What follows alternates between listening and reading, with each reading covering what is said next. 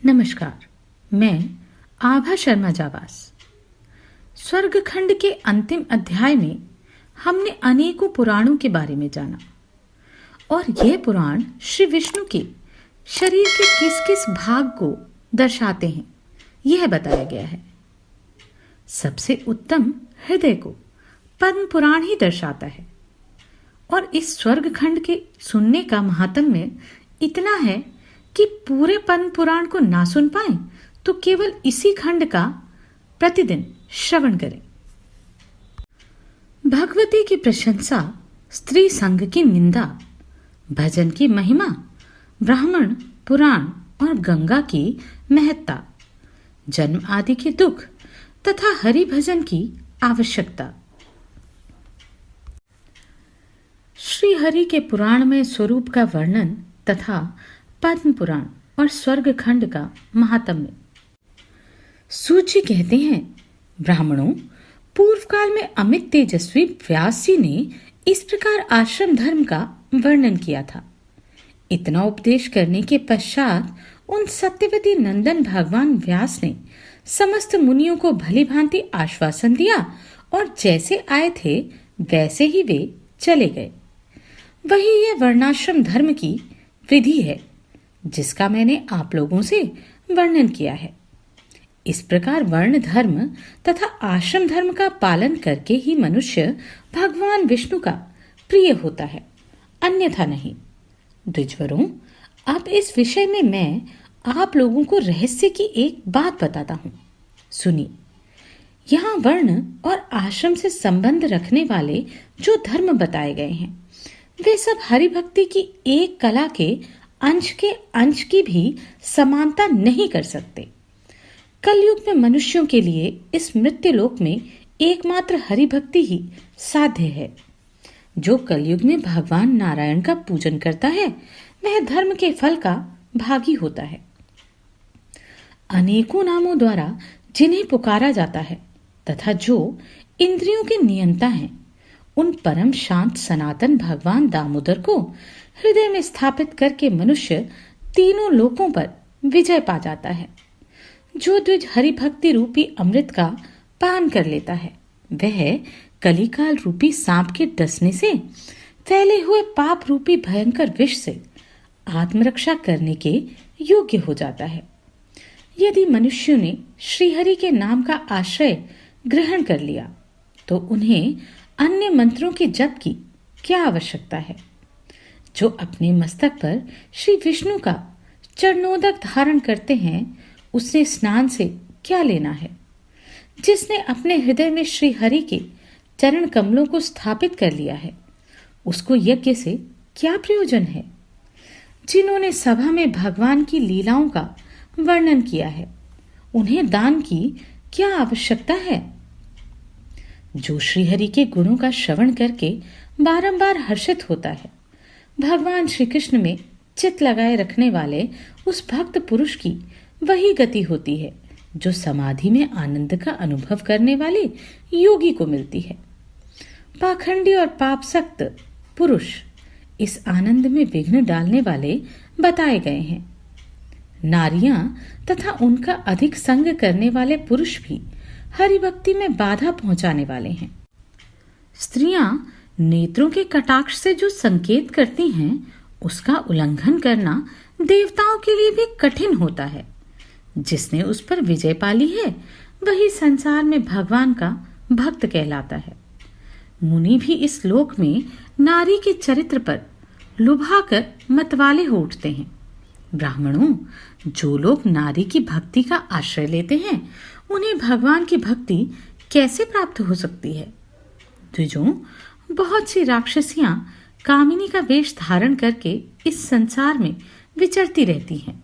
वे सदा मनुष्यों की बुद्धि एवं विवेक को अपना ग्रास बनाया करती हैं।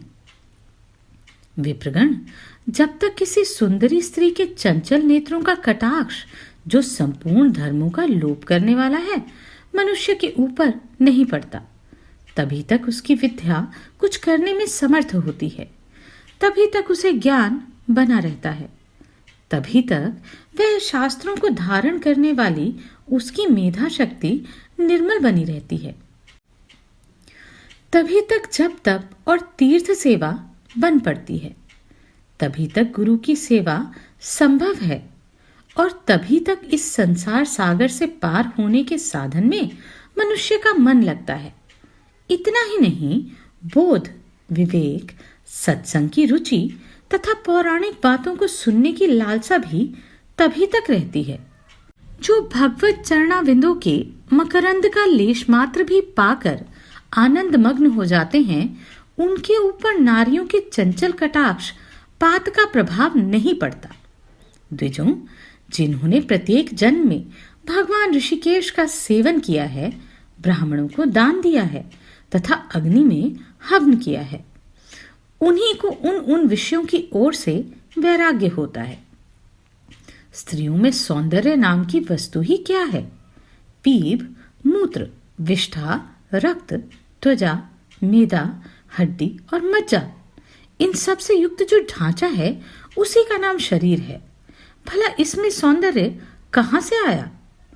उपरोक्त वस्तुओं को पृथक पृथक करके यदि छू लिया जाए तो स्नान करके ही मनुष्य शुद्ध होता है, किंतु ब्राह्मणों, इन सभी वस्तुओं से युक्त जो अपवित्र शरीर है वह लोगों को सुंदर दिखाई देता है। अहो, यह मनुष्य की अत्यंत दुर्दशा है जो दुर्भाग्यवश घटित हुई है।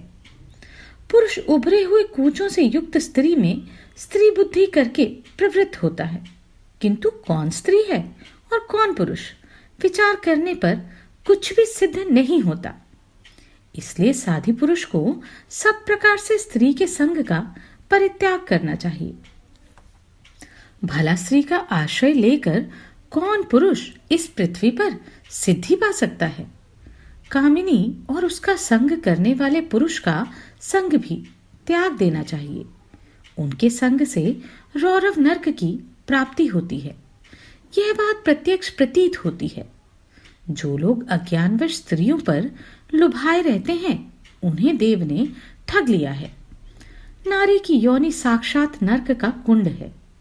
कामी पुरुष को उसमें पकना पड़ता है, क्योंकि जिस भूमि से उसका आविर्भाव हुआ है वहीं वह फिर रमण करता है। अहो, जहां से मलजनित मूत्र और रज बहता है वही मनुष्य रमण करता है। उससे बढ़कर अपवित्र कौन होगा? वहां अत्यंत कष्ट है, फिर भी मनुष्य उसमें प्रवृत्त होता है। अहो, यह देव की कैसी विडंबना है। उस अपवित्र योनि में बारंबार रमण करता है। यह मनुष्यों की कितनी निर्लज्जता है। अतः बुद्धिमान पुरुष को स्त्री प्रसंग से होने वाले बहुतेरे दोषों पर विचार करना चाहिए। मैथुन से बल की हानि होती है और उससे उसको अत्यंत निद्रा और आलस्य आने लगता है। फिर नींद से बेसुध रहने वाले मनुष्य की आयु कम हो जाती है। इसलिए बुद्धिमान पुरुष को उचित है कि वह नारी को अपनी मृत्यु के समान समझे और मन को प्रयत्नपूर्वक भगवान गोविंद के चरण कमलों में लगावे। श्री गोविंद के चरणों की सेवा इहलोक और परलोक में भी सुख देने वाली है। इसे छोड़कर कौन महामूर्ख पुरुष स्त्री के चरणों का सेवन करेगा? भगवान जनार्दन के चरणों की सेवा मोक्ष प्रदान करने वाली है तथा स्त्रियों की योनि का सेवन योनि के ही संकट में डालने वाला है। योनि सेवा पुरुष को बार बार योनि में गिरना पड़ता है। यंत्र में कसे जाने वाले को जैसा कष्ट होता है, वैसी ही यातना उसे भी भोगनी पड़ती है, परंतु फिर भी वह योनि की ही अभिलाषा करता है। यह पुरुष की कैसी विडंबना है, इसे जानना चाहिए। मैं अपनी भुजाएं ऊपर उठाकर कहता हूं, मेरी उत्तम बात सुनो। श्री गोविंद में मन लगाओ, यातना देने वाली योनि में नहीं। जो स्त्री की आसक्ति छोड़कर विचरता है, वह मानव पग पग पर अश्वमेध यज्ञ का फल पाता है। यदि देवयोग से उत्तम कुल में उत्पन्न सती साध्वी स्त्री से मनुष्य का विवाह हो जाए, तो उससे पुत्र का जन्म होने के पश्चात फिर उसके साथ समागम ना करें। ऐसे पुरुष पर भगवान जगदीश्वर संतुष्ट होते हैं। इसमें तनिक भी संदेह नहीं है। धर्मज्ञ पुरुष स्त्री के संग को असत्संग कहते हैं। उसके रहते भगवान श्रीहरि में सदृढ़ भक्ति नहीं होती, इसलिए सब प्रकार के संगों का परित्याग करके भगवान की भक्ति ही करनी चाहिए। मेरे विचार से इस संसार में श्रीहरि की भक्ति दुर्लभ है। जिसकी भगवान में भक्ति होती है वह मनुष्य निसंदेह कृतार्थ हो जाता है। उसी क्रम का अनुष्ठान करना चाहिए जिससे भगवान प्रसन्न हो। भगवान के संतुष्ट और तृप्त होने पर संपूर्ण जगत संतुष्ट एवं तृप्त होता है। श्री हरि की भक्ति के बिना मनुष्यों का जन्म व्यर्थ बताया गया है। जिनकी प्रसन्नता के लिए ब्रह्मा आदि देवता भी यजन करते हैं, उन आदि अंतरहित भगवान नारायण का भजन कौन नहीं करेगा। जो अपने हृदय में श्री जनार्दन के युगल चरणों की स्थापना करता है, उसकी माता परम सौभाग्यशालिनी और पिता महापुण्यात्मा है। जगद्वंद जनार्दन, शरणागत वत्सल आदि कहकर जो मनुष्य भगवान को पुकारते हैं, उनको नरक में नहीं जाना पड़ता। विशेषतः ब्राह्मणों को, जो साक्षात भगवान के स्वरूप हैं। जो लोग यथा योग्य पूजन करते हैं, उनके ऊपर भगवान प्रसन्न होते हैं। भगवान विष्णु ही ब्राह्मणों के रूप में इस पृथ्वी पर विचरते हैं। ब्राह्मण के बिना कोई भी कर्म सिद्ध नहीं होता। जिन्होंने भक्ति पूर्वक ब्राह्मणों का चरणोदक पीकर उसे मस्तक पर चढ़ाया है, उन्होंने अपने पितरों को तृप्त कर दिया तथा आत्मा का भी उद्धार कर लिया है। जिन्होंने ब्राह्मणों के मुख में सम्मान पूर्वक मधुर अन्न अर्पित किया है, उनके द्वारा साक्षात श्री कृष्ण के ही मुख में वह अन्न दिया गया है। इसमें संदेह नहीं है कि साक्षात श्रीहरि ही उस अन्न को भोग लगाते हैं। ब्राह्मणों के रहने से ही यह पृथ्वी धन्य मानी गई है। उनके हाथ में जो कुछ दिया जाता है वह भगवान के हाथ में ही समर्पित होता है। उनको नमस्कार करने से पापों का नाश होता है। ब्राह्मण की वंदना करने से मनुष्य ब्रह्महत्या आदि पापों से मुक्त हो जाता है। इसलिए ब्राह्मण सत्पुरुषों के लिए विष्णु बुद्धि से आराधना करने के योग्य है। भूखे ब्राह्मण के मुख में यदि कुछ अन्न दिया जाए तो दाता मृत्यु के पश्चात परलोक में जाने पर करोड़ कल्पों तक अमृत की धारा से अभिषिक्त होता है। ब्राह्मणों का मुख ऊसर और कांटों से रहित बहुत बड़ा है। वहां यदि कुछ बोया जाता है तो उसका कोटि कोटि गुना अधिक फल प्राप्त होता है। ब्राह्मण को घृत सहित भोजन देकर मनुष्य एक कल्प तक आनंद का अनुभव करता है। जो ब्राह्मण को संतुष्ट करने के लिए नाना प्रकार के सुंदर मिष्ठान दान करता है, उसे कोटि कल्पों तक महान भोग संपन्न लोक प्राप्त होते हैं। ब्राह्मण को आगे करके ब्राह्मण के द्वारा ही कही हुई पुराण कथा का प्रतिदिन श्रवण करना चाहिए। पुराण बड़े बड़े पापों के वन को भस्म करने के लिए महान दावानल के समान है। पुराण सब तीर्थों की अपेक्षा श्रेष्ठ तीर्थ बताया जाता है, जिसके चतुर्थांश का श्रवण करने से श्रीहरि प्रसन्न हो जाते हैं।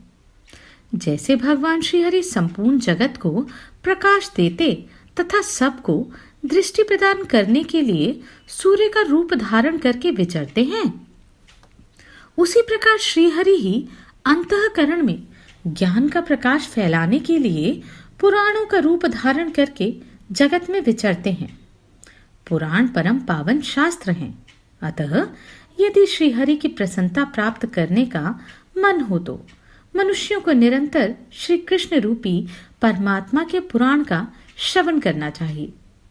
विष्णु भक्त पुरुष को शांत भाव से पुराण सुनना उचित है, क्योंकि वह अत्यंत दुर्लभ है। पुराण की कथा बड़ी निर्मल है तथा अंतःकरण को निर्मल बनाने का उत्कृष्ट साधन भी है। व्यास रूपधारी श्रीहरि ने वेदार्थों का संग्रह करके पुराण की रचना की है, अतः उसके श्रवण में तत्पर रहना चाहिए। पुराण में धर्म का निश्चय किया गया है और धर्म साक्षात केशव का ही रूप है। अतः विद्वान पुरुष पुराण सुन लेने पर विष्णु रूप हो जाते हैं। एक तो ब्राह्मण ही साक्षात श्रीहरि का रूप है, दूसरे पुराण भी वैसा ही है। अतः उन दोनों का संग पाकर मनुष्य विष्णु रूप ही हो जाता है। इसी प्रकार गंगा जी के जल से अभिषिक्त होने पर मनुष्य अपने पापों को दूर भगा देता है। भगवान केशव ही जल के रूप में इस भूमंडल का पाप से उद्धार कर रहे हैं। यदि वैष्णव पुरुष विष्णु के भजन की अभिलाषा रखता हो तो उसे गंगा जी के जल का निर्मल अभिषेक प्राप्त करना चाहिए, क्योंकि वह अंतःकरण को शुद्ध करने का उत्तम साधन है। इस पृथ्वी पर भगवती गंगा विष्णु भक्ति प्रदान करने वाली बताई जाती है। लोगों का उद्धार करने वाली गंगा वास्तव में श्री विष्णु का ही स्वरूप है। ब्राह्मणों में, पुराणों में, गंगा में, गौयों में तथा पीपल के वृक्ष में नारायण बुद्धि करके मनुष्य को उनके प्रति निष्काम भक्ति करनी चाहिए। तत्वज्ञ पुरुषों ने इन्हें विष्णु का प्रत्येक स्वरूप निश्चित किया है। अतः विष्णु भक्ति की अभिलाषा रखने वाले पुरुषों को सदा इनकी पूजा करनी चाहिए। विष्णु में भक्ति किए बिना मनुष्य का जन्म निष्फल बताया गया है। कलिकाल ही जिसके भीतर जल राशि है, जो पाप ग्रहों में भरा हुआ है, विषयासक्ति ही जिसके भंवर है, दुर्बोध ही फेन का काम करता है। महादृष्ट रूपी सर्पों के कारण जो अत्यंत भयानक प्रतीत होता है, उस दुस्तर भवसागर को हरिभक्ति की नौका पर बैठे हुए मनुष्य सहज ही पार कर लेते हैं। इसलिए लोगों को हरिभक्ति की सिद्धि के लिए प्रयत्न करना चाहिए। लोग बुरी बुरी बातों को सुनने में क्या सुख पाते हैं, जो अद्भुत लीलाओं वाले श्री हरि की लीला कथा में आसक्त नहीं होते। यदि मनुष्यों का मन विषय में ही आसक्त हो तो लोक में नाना प्रकार के विषयों से मिश्रित उनकी विचित्र कथाओं का ही श्रवण करना चाहिए। द्विजों, यदि निर्वाण में ही मन रमता हो तो भी भगवत कथाओं को सुनना उचित है। उन्हें अवहेलना पूर्वक सुनने पर भी श्रीहरि संतुष्ट हो जाते हैं। भक्त वत्सल भगवान ऋषिकेश यद्यपि निष्क्रिय हैं, तथापि उन्हें श्रवण की इच्छा वाले भक्तों का हित करने के लिए नाना प्रकार की लीलाएं की, जो 100 वाजपेय आदि कर्म तथा 10,000 राजसूय यज्ञों के अनुष्ठान से भी भगवान उतनी सुगमता से नहीं मिलते, जितनी सुगमता से वे भक्ति के द्वारा प्राप्त होते हैं। जो हृदय से सेवन करने योग्य संतों के द्वारा बारंबार सेवित तथा भवसागर से पार होने के लिए सार वस्तु हैं, श्री हरि के उन चरणों का आश्रय लो। रे विषय लोलुप परमारो, अरे निष्ठुर मनुष्य, क्यों स्वयं अपने आप को रौरव नर्क में गिरा रहे हो? यदि तुम अनायास ही दुखों के पार जाना चाहते हो तो गोविंद के चारों चरणों का सेवन किए बिना नहीं जा सकोगे। भगवान श्री कृष्ण के युगल चरण मोक्ष के हेतु हैं, उनका भजन करो। मनुष्य कहाँ से आया है और कहाँ पुनः उसे जाना है, इस बात का विचार करके बुद्धिमान पुरुष धर्म का संग्रह करें। क्योंकि नाना प्रकार के नरकों में गिरने के पश्चात यदि पुनः उत्थान होता है, तभी मनुष्य का जन्म मिलता है। वहां उसे गर्भवास का अत्यंत दुखदायी कष्ट तो भोगना ही पड़ता है। द्विजों, फिर कर्मवश जीव यदि इस पृथ्वी पर जन्म लेता है तो बाल्यावस्था आदि के अनेक दोषों से उसे पीड़ा सहनी पड़ती है। फिर युवावस्था में पहुंचने पर यदि दरिद्रता हुई तो उससे बहुत कष्ट होता है। भारी रोग से तथा अनावृष्टि आदि आपत्तियों से भी कलेश उठाना पड़ता है। वृद्धावस्था में मन के इधर उधर भटकने से जो कष्ट उसे प्राप्त होता है, उसका वर्णन नहीं हो सकता। तदनंतर व्याधि के कारण समयानुसार मनुष्य की मृत्यु हो जाती है। संसार में मृत्यु से बढ़कर दूसरे किसी दुख का अनुभव नहीं होता। तत्पश्चात जीव अपने कर्मवश यमलोक में पीड़ा भोगता है। वहां अत्यंत दारुण यातना भोग कर फिर संसार में जन्म लेता है। इस प्रकार वह बारंबार जन्मता और मरता तथा मरता और जन्मता रहता है। जिसने भगवान गोविंद के चरणों की आराधना नहीं की है, उसी की ऐसी दशा होती है। गोविंद के चरणों की आराधना न करने वाले मनुष्य की बिना कष्ट की मृत्यु नहीं होती तथा बिना कष्ट के उसे जीवन भी नहीं मिलता।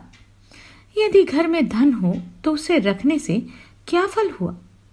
जिस समय यमराज के दूत आकर जीव को खींचते हैं, उस समय धन क्या उसके पीछे पीछे जाता है? अतः ब्राह्मणों के सत्कार में लगाया हुआ धन ही सब प्रकार के सुख देने वाला है। दान स्वर्ग की सीढ़ी है। दान सब पापों का नाश करने वाला है। गोविंद का भक्ति पूर्वक किया हुआ भजन महान पुण्य की वृद्धि करने वाला है। यदि मनुष्य में बल हो तो उसे व्यर्थ ही नष्ट ना करें।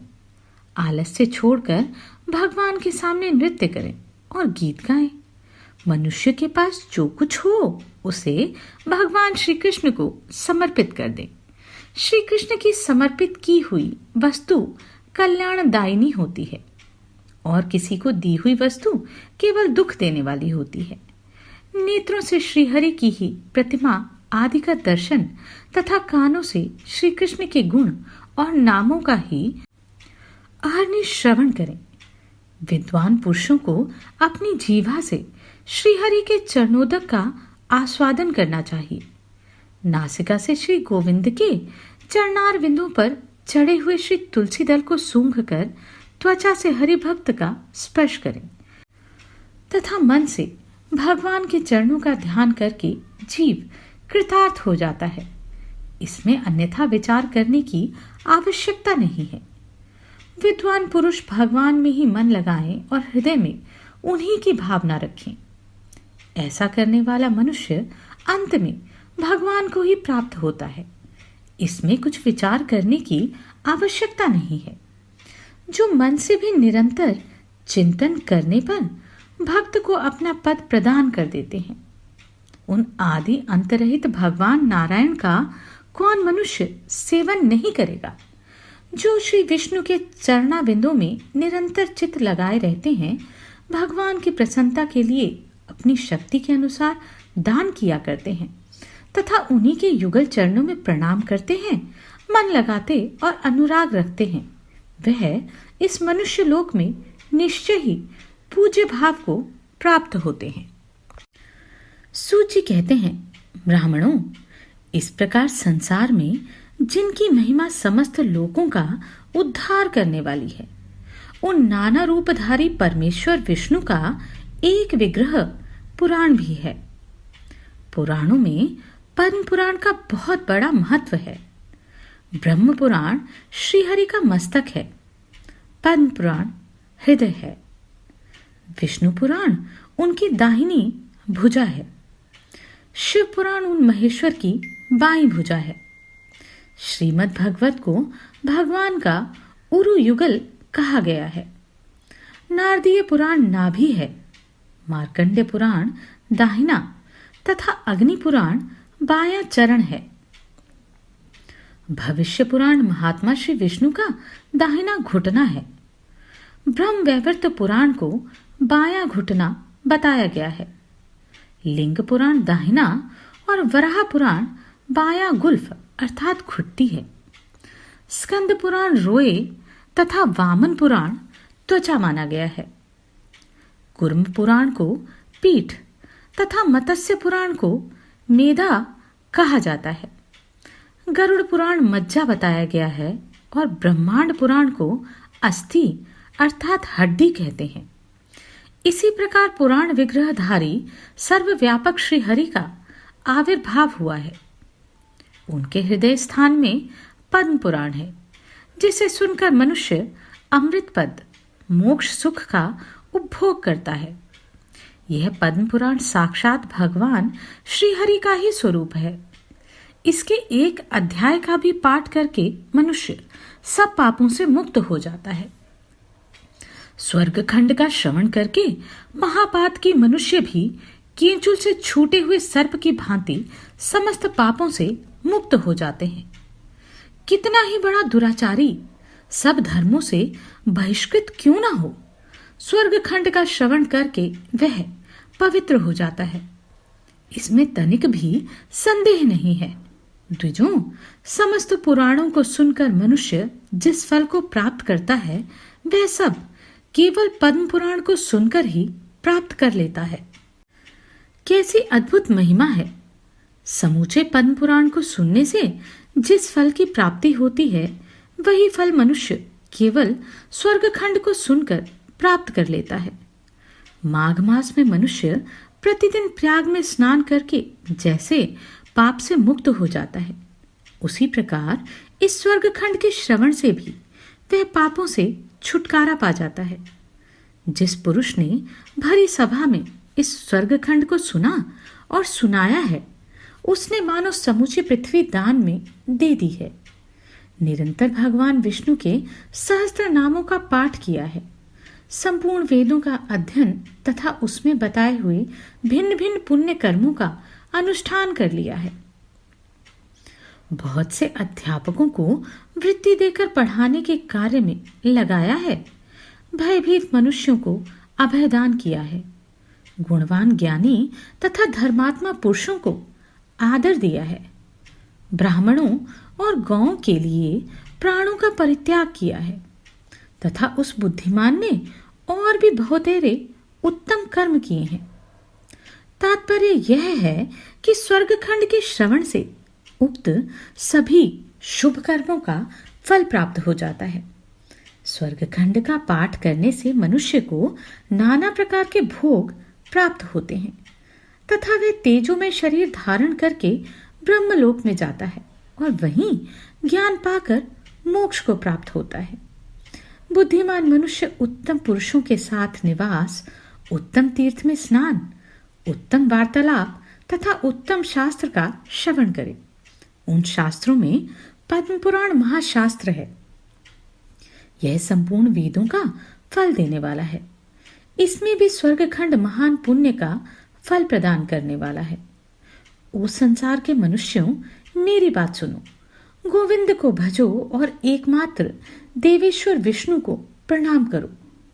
यदि कामना की उत्ताल तरंगों को सुखपूर्वक पार करना चाहते हो तो एकमात्र हरि नाम का, जिसकी कहीं तुलना नहीं है, उच्चारण करो। स्वर्ग खंड की समाप्ति।